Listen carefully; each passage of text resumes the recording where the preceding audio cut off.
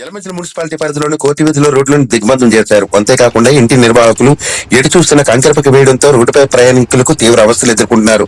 ముఖ్యంగా పక్కనే కాలువ ఉండడంతో తీవ్ర ఇబ్బందులు ఎదుర్కొంటున్నామని స్థానికులు ఆగ్రహం వ్యక్తం చేస్తున్నారు.